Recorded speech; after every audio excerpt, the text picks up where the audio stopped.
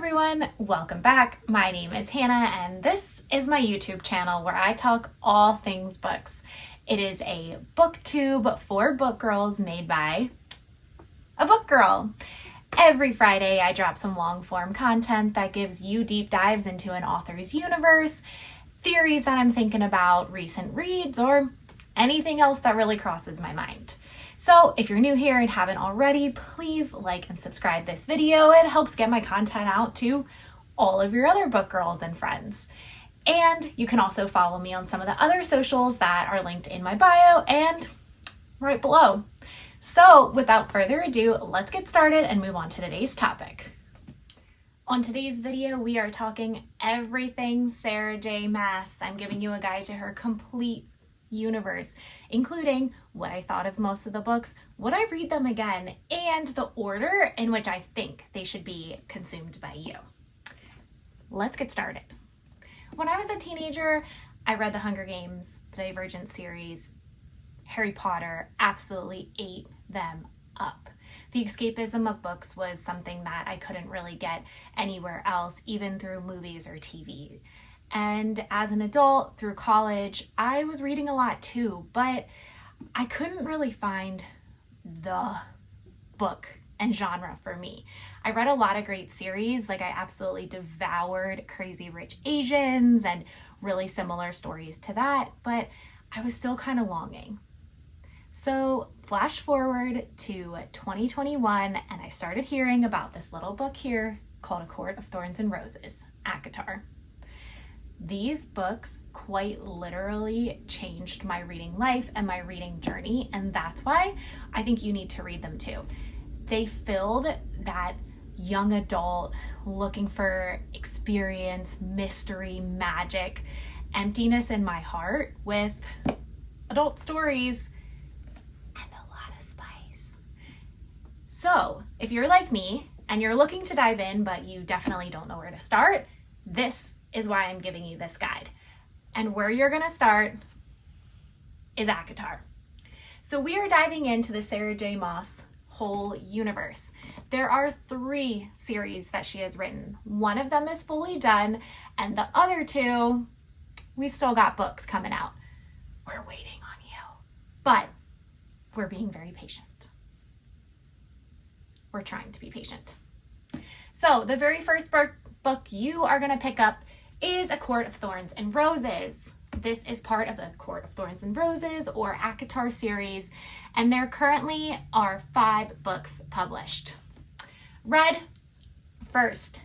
This whole series follows the lovely Feyre, who lives in a world that's divided between Fey and mortal lands. The Fey live in the courts, kind of in the north, and the mortal lands are in the south, all divided by a magical wall.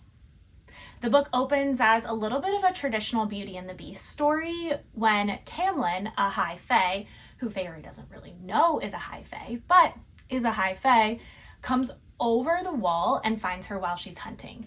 She kills one of his friends and he comes back, and that's really what kicks off her journey into the Fae courts. She goes to the Spring Court in this, and a lot of hijinks ensue.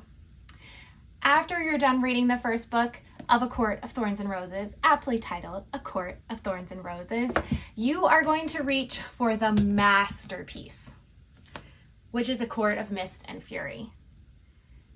This is where you will get hooked, sucked in, and you will never be the same. After you're emotionally kind of wrecked and extremely excited from the second book, you are gonna pick up your longest read to date, A Court of Wings and Ruin. This is actually my favorite book in the entire series, which is pretty controversial because I called this a masterpiece. But A Court of Wings and Ruin, I think, is such a beautiful book and storytelling. It's an example of world building that I haven't seen in a lot of other literature. But girl is thick. She is 699 pages. Some of the other books we're about to read are going to be a little longer than this, but she is the longest to date. It's going to take you a little bit and take your time. Marinate on A Court of Wings and Ruin. There's so many characters, there's so many things happening, and the other 2 books in the series definitely build on what's happening in this book. After you're done with this, you need something a little lighter, a little fun. This is about war, as the title suggests, so you're going to pick up the novella A Court of Frost and Starlight. So many people I know have skipped this book. Don't. It's fantastic. It's short, it's cute, it takes place around Winterfest, winter solstice, Christmas time in our world, and it really kind of sums up and puts a bow on Feyre and Rhys's story and gets you kind of into Velaris, which I know you don't know what Velaris is, but believe me, you will be begging to spend more time there after you read the first 3 books. After you finish this novella, you are gonna put down A Court of Thorns and Roses, and you are gonna move on to Sarah J. Maas's second series. You finished the first 4 books in ACOTAR, and now you are ready to move on to Sarah J. Maas's second series, The Throne of Glass. This book was actually written first. It's her debut series, debut novel, and she was really young when she wrote this and started this series. I think she was still a teenager. The first couple books in this series definitely lean a little more young adult, and I've found that some people are not as interested in the first couple books, but I promise, keep going. They get more adult, and you get the world building that you're familiar with from ACOTAR in the rest of this series. So, you may think, Throne of Glass. It's called Throne of Glass. This should be the first book. Yes. There are 2 ways to read this series. You can do it, 1, in chronological order based on publication, also called the romance order, or you can do it in chronological order based on the story's timeline. I highly, highly, highly, highly, highly recommend you do the second one, which is starting from the prequel Assassin's Blade. I don't have Assassin's Blade in front of me because the big secret is I didn't read it. And one of the reasons I didn't read it was because I read this first, this second, and I didn't want to stop the story. I'm really bad at stopping stories and going back to prequels if I kind of already know what happens. So I definitely messed up here. I should have read Assassin's Blade first. So I recommend, if you're like me, where you don't really like to know what happens, you want to go in kind of unspoiled, read Assassin's Blade first. You're going to read Assassin's Blade first. It's a prequel. It happens before the events of Throne of Glass. Then you're going to devour Throne of Glass, Crown of Midnight, Heir of Fire, and Queen of Shadows. I read Queen of Shadows while I was on vacation, was sitting by a pool, and audibly gasped when things happened, to the point that my husband looked at me and was like, "Is everything okay?" My response was, "No, everything is not okay." I absolutely adored this book, and it made me so excited for the next ones. And that brings me to Empire of Storms and Tower of Dawn. You've probably heard of these lovelies, and you've probably heard about a tandem read. Here I am to tell you, do it. I did it. I went in being like, what is a tandem read? I have no idea. Am I going to carry around 2 600+ page books at a time? The answer was yes. And it was perfect. If you want to learn more about how to tandem read, how I did some tabbing, you can check out some of my other videos linked below. But for now, just know you should do it. So you are going to read these 2 at the same time. There's a guide online that tells you exactly when to switch back and forth, and you should go with that guide. Something that I absolutely loved is while I was reading this book, I would stop, and then this book references this book seamlessly. The reason these 2 are a tandem read and kind of put together is because they happen during the same timeline, just on 2 different continents. Your more main characters are in this book, and your more kind of side characters are here. But because of the tandem read, I loved this book. I found myself wanting to read and read. It's so beautiful. It's not action-packed like this book, and it doesn't have as much of the magic or the world building. But it's 100% worth the read. And my fear would be you might want to skip it and move on because this book ends in a cliffhanger. So read them together. Don't even give yourself an option, because while this book might be slower paced, it's so important and it lays groundwork for the end. This is the series that's finished, and this is the last book, Kingdom of Ash. At almost 1,000 pages long, it puts you on an emotional roller coaster every single page. The ending was flawlessly done and everything ties together. There's a few tears along the way, but this is one of my favorite books of all time.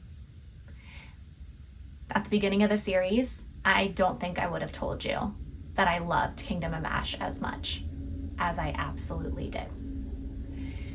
After you're done with Kingdom of Ash, you will be crying, probably.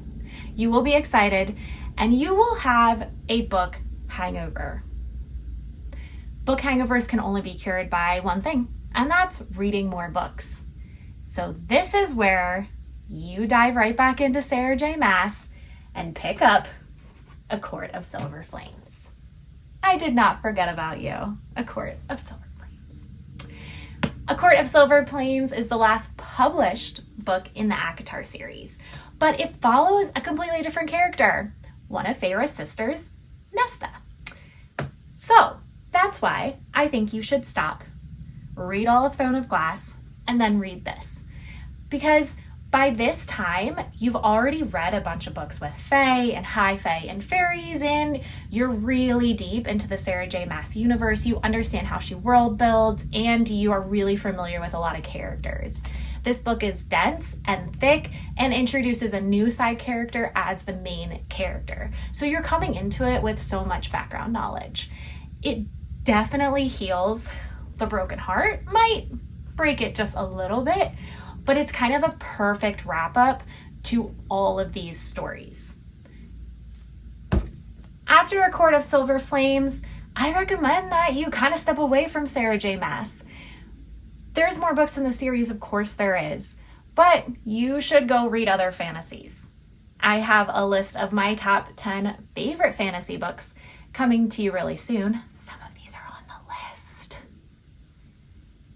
And go read them.